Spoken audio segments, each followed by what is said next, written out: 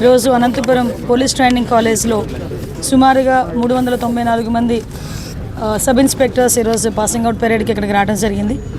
నిజంగా చాలా ఆనందంగా ఉంది.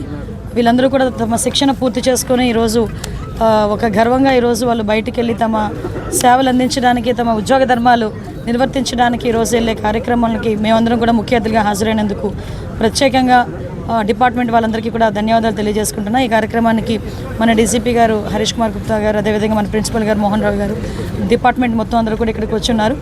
ఈరోజు ఇక్కడ చూసుకుంటే సుమారుగా దగ్గర 394 మందిలో 97 మంది ఓవరాల్గా మహిళలు ఉండటం అన్నది నిజంగా చాలా గర్వకారణం. ఈ రోజుల్లోనే మేము దేనికి తీసుకోం అనేటట్టుగానే పోలీసు ఉద్యోగానికి కూడా వాళ్ళు స్వతహాగా ముందుకొచ్చి మేము చేస్తామని చెప్పి రావటమే కాకుండా కఠినతరమైన ట్రైనింగ్ ప్రోగ్రామ్ను కూడా కంప్లీట్ చేసుకొని ఈరోజు పోలీస్ పాసింగ్ అవుట్ పరేడ్కి ఈరోజు వచ్చిన 97 మంది మహిళా సబ్ ఇన్స్పెక్టర్లకి కూడా మనస్ఫూర్తిగా ప్రత్యేకంగా ధన్యవాదాలు తెలియజేసుకుంటున్నాం. అదేవిధంగా ఈరోజు ఇక్కడ చూసుకుంటేనండి దగ్గర బీటెక్ చేసిన వాళ్ళు, బీకామ్ చేసిన వాళ్ళు, ఎంటెక్లు చేసిన వాళ్ళు, బీఫార్మసీ చేసిన వాళ్ళు, అదేవిధంగా ఇంతకు ముందు డిపార్ట్మెంట్లో పోలీస్ కానిస్టేబుల్గా ఉండి ఎస్ఐల కింద ఎలాగైనా అవ్వాలి అని తపనతో చాలా దూర ప్రాంతాల నుంచి చాలా కష్టపడి ఈరోజు ఈ ఎస్ఐ ట్రైనింగ్ పూర్తి చేసుకొని ఈరోజు బయటకు వెళ్ళే పరిస్థితి ఈరోజు కనిపిస్తూ ఉంది.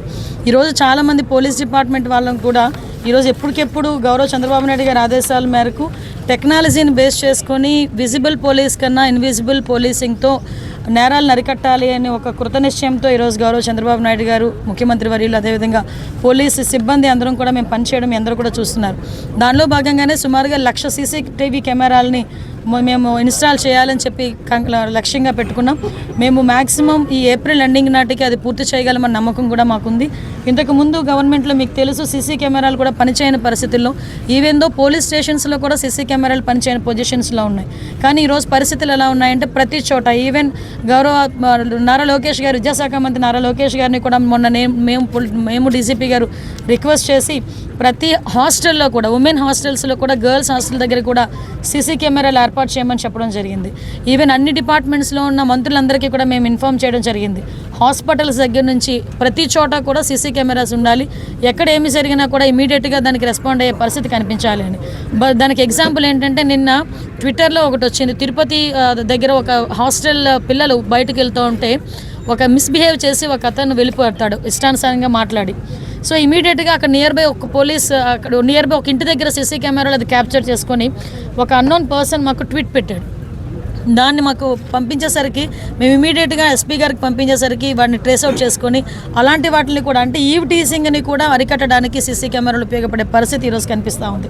ఇంతకుముందు కొంచెం లేట్గానే కానీ మామూలుగా కూడా బయటికి రావాలన్నా ఈవ్ టీజర్స్ వలన ఇబ్బంది పడే ఆడపిల్లలు కూడా ఈరోజు ఈ సీసీ కెమెరా సర్వేలెన్సెస్ ఉంటే కనుక ఎటువంటి ఇబ్బంది పడకుండా బయటకు వచ్చే పరిస్థితి.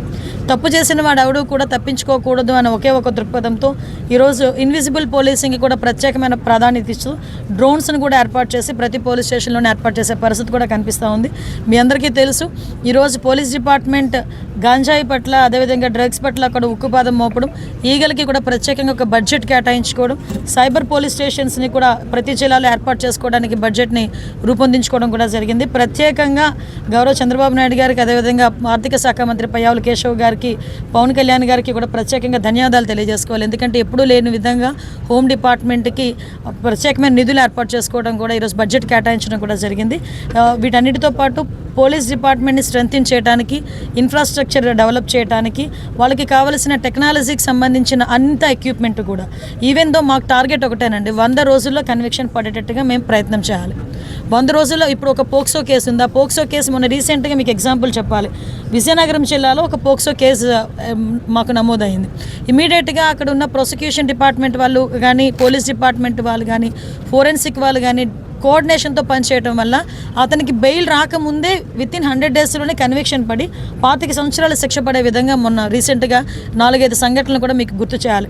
ఇదే మేము టార్గెట్గా పెట్టుకుంటున్నాం. దీనికి ప్రత్యేకంగా ప్రతి నెల కూడా ప్రాసిక్యూషన్ వాళ్ళతోని, డిపార్ట్మెంట్ వాళ్ళతోని కోఆర్డినేషన్కి మీటింగ్స్ కూడా కండక్ట్ చేసుకొని, అంటే ఇప్పుడు విషయం ఎలా అవుతుందంటే చాలామందికి ఉన్న అపోహ ఏంటంటే దొరుకుతాము, తప్పు చేసాము, దొరికితే చాలా రోజులు పడుతుంది కదా శిక్ష పడేదానికి, తర్వాత ఏం జరుగుతుందో అన్న పొజిషన్ నుంచి మనం కంపల్సరీ తప్పు చేసిన తర్వాత, దొరికిన తర్వాత ఇమీడియట్గా శిక్ష పడుతుంది అన్న భయం అయితే క్రియేట్ అవ్వాలి. అట్ ద సేమ్ టైం చట్టాల్లో ఉంది, పోక్సో కేసు నమోదైన వెంటనే వాళ్ళ మీద కూడా రౌడీ షీట్ ఓపెన్ చేసే పరిస్థితులు కూడా ఈరోజు చట్టాలు కల్పించబడ్డాయి. దాన్ని బేస్ చేసుకొని కూడా ఆడపిల్లల మీద అఘాయిత్యాలు తెగబడిన వాళ్ళు ఎవరైనా ఉంటే కూడా వాళ్ళ మీద ఇమీడియట్గా కేసు ఫైల్ చేయడమే కాకుండా వాళ్ళ మీద రౌడీ షీటర్లు కూడా ఓపెన్ చేసే పరిస్థితి కూడా కనిపిస్తూ ఉంది. మరీ ఎక్కువైతే వాళ్ళ మీద పీడీ యాక్ట్లు కూడా వాళ్ళ మీద పెట్టే పరిస్థితి కూడా కనిపిస్తూ ఉంది. ల్యాండ్ గ్రాబింగ్ కానీ అదేవిధంగా సైబర్ క్రైమ్ విషయంలో కానీ ఎక్కడా కూడా టాలరేట్ చేసే పరిస్థితి కనిపించట్లే. దయచేసి ప్రజలందరూ కూడా మాకు కూడా సహకరించాలని మీడియా మిత్రుల ద్వారా కూడా తెలియజేసుకుంటున్నాను. మేడం, రాష్ట్రంలో అంతర్యుద్ధం రాబోతుందని నిన్న అంటే ఆయనకి ఎలా తెలిసింది, ఆయన ఇంటెలిజెన్స్ ఎలా పనిచేస్తుందో తెలియట్లేదు. కానీ ఆయన ఇంటెలిజెన్స్ ముందు వైఎస్ఆర్సీపీలో జరగబోయే అంతర్యుద్ధాల గురించి మాట్లాడుకోమనండి. మా అంతర్యుద్ధాల గురించి మాట్లాడుకుంటే తర్వాత మా అంతర్యుద్ధాల గురించి తర్వాత అతను మాట్లాడవచ్చు. కానీ ఒకటి మాత్రం క్లియర్గా చెప్తున్నామండి, నాకు నోరు ఉంది కదా నోటికి వచ్చినట్టు మాట్లాడేస్తాను అని అనుకోవడానికి ఇంతకుముందు గవర్నమెంట్ కాదు. ప్రజల్ని రెచ్చగొట్టే విధంగా మాట్లాడడం కానీ సమాజంలోని ఇబ్బందులు పడే విధంగా సమాజంలో ప్రజలు కూడా ఇబ్బంది పడే విధంగా కనుక మాట్లాడే పరిస్థితి ఉంటే కనుక వాళ్ళ మీద ఎట్టి పరిస్థితి చట్టపరమైన చర్యలు తీసుకోవడానికి ఎక్కడా కూడా బ్యాక్ స్టెప్ వేసే పరిస్థితి అయితే ఉండదు. ఒకటి మాత్రం చాలా క్లియర్గా గుర్తుంచుకోవాలి, ఇది మీ గవర్నమెంట్ కాదు. నోటికి వచ్చినట్టు బూతులు మాట్లాడతాము, నోటికి వచ్చినట్టు ఏది మాట్లాడినా చెల్లుబాటు అయిపోతుంది, మమ్మల్ని ఎవడు ఏమి చేయలేడు అనుకునే గవర్నమెంట్ కాదు. ఇది ఎన్డీఏ గవర్నమెంట్. ఎన్డీఏ గవర్నమెంట్లో తప్పు చేసిన వాడు ఎవడైనా కూడా శిక్ష ఒకలాగే ఉంటుంది. నువ్వు నోటికి వచ్చినట్టు రెచ్చగొట్టే విధంగా మాట్లాడతాము, దానికి మాకు సంబంధం లేదు, మీరు మమ్మల్ని ఏమీ చేయలేరంటే కనుక ఊరుకునే ప్రసక్తి అయితే ఉండదు. లీగల్గా అడ్వైస్ తీసుకుంటాము, డెఫినెట్గా చట్టపరమైన చర్యలు అయితే తీసుకుంటాం. అంటే దాని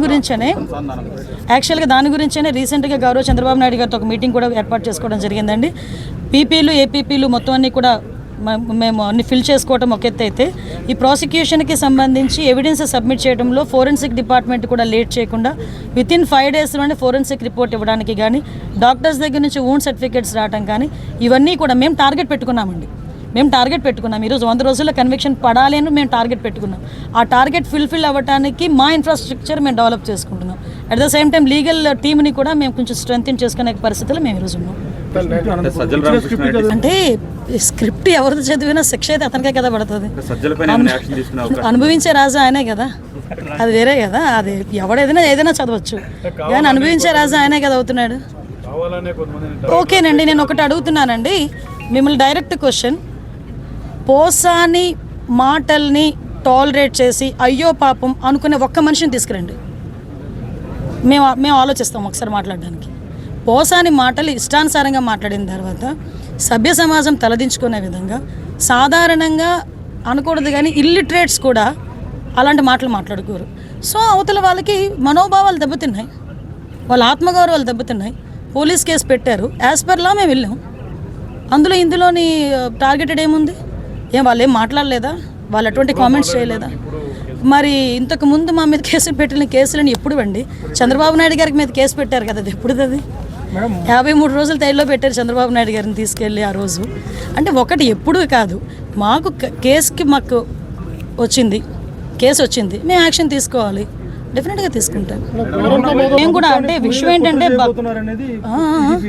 ప్రభుత్వాన్ని కూల్చే కుట్ర చేయబోతున్నారు అనేది కంప్లైంట్ కూడా అంటే అదేనండి, ఇందాక మీకు చెప్పాను, ఏది పడితే అది మాట్లాడడానికి అవ్వదండి. డెఫినెట్గా నీకైతే వాక్ స్వతంత్రం ప్రజాస్వామ్యంలో అంబేద్కర్ గారు ఇచ్చారు, కానీ ఎలా పడితే అలా మాట్లాడమని అది ప్రజాస్వామ్యంలోని కూడా రాజ్యాంగంలో కూడా లేదు. అంటే అవతల వాళ్ళని రెచ్చగొట్టే విధంగా మాట్లాడడం కానీ, ప్రభుత్వాలని రెచ్చగొట్టే విధంగా మాట్లాడడం కానీ, ప్రజలను రెచ్చగొట్టే విధంగా మాట్లాడే పరిస్థితులు ఉంటే కనుక కంపల్సరీగా చట్టపరమైన చర్యలు తీసుకుంటాం. రెడ్ బుక్ పరంగా మేము వెళ్ళాలి అనుకుంటే ఈరోజు వైఎస్ఆర్సీపీ నాయకులు ఎవరు రోడ్ల మీద తిరగరండి. దయచేసి మీరు కూడా అర్థం చేసుకోవాలి, మేము యాజ్ పర్ లా వెళ్తున్నాము, యాజ్ పర్ వాళ్ళు ఎవరైనా కంప్లైంట్ ఇస్తే కంప్లైంట్ బేస్ చేసుకొని వెళ్తున్నాము. పోసాని గారి మీద సుమారుగా 17 కేసులు, దగ్గర 17 కేసులు రాష్ట్రం మొత్తం మీద 17 కేసులు ఫైల్ అయి ఉన్నాయి. వంశీ మీద ఎన్ని కేసులు ఫైల్ అయి ఉన్నాయి మీకు తెలుసు, ఈ రోజుకి కూడా ఏ కేసులు ఫైల్ అయినాయి మీకు తెలుసు. ఇందులోని కక్షపూరితంగా ఎన్డీఏ గవర్నమెంట్ చేయాలి అనుకుంటే వైఎస్ఆర్సీపీ నాయకులు ఎవరు కూడా బయటకు తిరగలేరు. కానీ మేము ఆ కక్ష సాధింపు ధోరణిలోకి వెళ్ళలేదు. అలాగని తప్పు చేసిన వదిలిపెట్టే ప్రసక్తి లేదు. తప్పు చేసినోడికి శిక్ష పడాలి, లేకపోతే భయం ఎలా ఉంటుంది? ఉండాలి కదా, భయం ఉండాలి కదా. తప్పు చేసాడు అను. హిట్ టీవీ యాప్, ఇందులో short news, live news, entertainment shows, movies, digital magazines తో పాటు మీ జిల్లా వార్తలను కూడా ఫ్రీగా చూడొచ్చు. అంతేకాదు కేజీ నుంచి పీజీ వరకు విద్యార్థులకు స్కాలర్షిప్ కూడా అందిస్తున్నాం. ప్రతి వారం 10 మందికి లక్కీ డ్రా ద్వారా ఒక్కొక్కరికి 10,000 రూపాయలు అందిస్తున్నాం. ఇంకెందుకు ఆలస్యం, వెంటనే హిట్ టీవీ యాప్ ని డౌన్లోడ్ చేసుకుని ఫ్రీగా ఎంటర్టైన్మెంట్ పొందండి. Hit TV app. Hit TV app please download Hit TV app. Hit TV యాప్ని ఫ్రీగా డౌన్లోడ్ చేసుకొని ఎంజాయ్ చేయండి. మీకు నచ్చిన ఎంటర్టైన్మెంట్ కోసం హిట్ టీవీ యాప్ ని ఫ్రీగా డౌన్లోడ్ చేసుకుని ఎంజాయ్ చేయండి. హిట్ టీవీ యాప్ని డౌన్లోడ్ చేసుకుని ఆస్వాదించండి, ఆశీర్వదించండి. ఇంతమంది సెలబ్రిటీలు హిట్ టీవీ యాప్ ని డౌన్లోడ్ చేసుకోండి అని చెప్తున్నారంటే ఎంత మంచి యాప్ ఆలోచించండి. అమెరికా అమెరికా అమెరికా అమెరికాలో చదవాలనుకునే వాళ్ళకి విశ్వసనీయమైన పేరు మన శౌర్య కన్సల్టెన్సీ. UK లో 1 year masters, UK లో 1 year masters, 2 years work permit up to 5 years visa. Contact Saurya Consultancy. Contact 89851 89851.